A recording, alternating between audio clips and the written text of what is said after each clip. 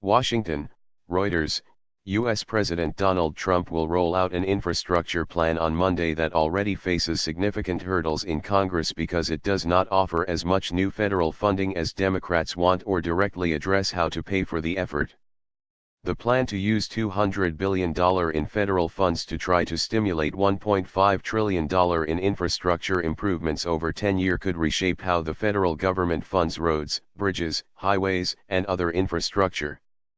The administration also says it will eliminate bureaucratic roadblocks to completing projects that can tie up new roads for years. But in the face of a divided U.S. Senate and congressional elections in November, administration officials acknowledged the plan faced a difficult road to winning approval. House Democratic leader Nancy Pelosi said Trump a trademark's plan a shifts the burden onto cities and states a. White House aides told reporters in a phone briefing on Saturday that the proposal, billed only as a infrastructure principles and to be part of Trump a trademark's budget plan on Monday, was just a starting point. These in no way, shape, or form should be considered a take-it-or-leave-it proposal. This is the start of a negotiation, bicameral bipartisan negotiation, to find the best solution for infrastructure said a senior official, who was not allowed to be identified under the ground rules for the briefing. The White House is pointing to a wide variety of potential cuts in its budget proposal that could be used to offset the costs of the plan. The administration proposed significant cuts last year to some U.S. Transportation Department infrastructure programs, which were not approved by Congress. Democrats insist that any plan must include new revenue, which could mean raising the federal gas tax. That levy has been 18.4 cents a gallon since 1993, and inflation as well as rising vehicle fuel efficiency have reduced its usefulness in raising enough money to keep pace with repair needs. Government auditors note Congress transferred $140 billion to the Highway Trust Fund from 2008 through 2015.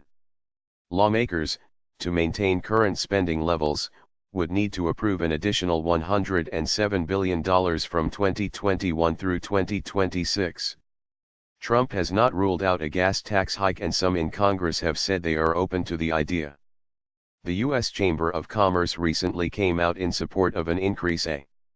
Democrats in Congress called last week for $1 trillion in direct federal spending, including $100 billion on schools alone as well as billions to expand rural broadband internet service, improve airports, mass transit, roads and ports, boost energy efficiency and improve aging water systems. The Democratic proposal did not identify any specific plan to pay for improvements, but aides said they were committed to finding a way. Workforce training. The administration plans on Monday to unveil workforce training proposals, including expanding apprenticeships and seeking changes to federal work-study programs that typically are used by students at four-year institutions. It would allow more students interested in skilled trades to use them. The Trump administration is also proposing that states that accept federal funds for infrastructure projects would have to accept workers with out-of-state skilled trades licenses on those projects. The proposal will offer $100 billion in incentives to state and local governments, but will propose a smaller percentage of matching fines than the federal government has typically offered. The remaining $100 billion involves $50 billion for rural project grants distributed to all states, $30 billion for government financing of projects and $20 billion toward a transformative projects or new ideas that are not simply repairing existing infrastructure.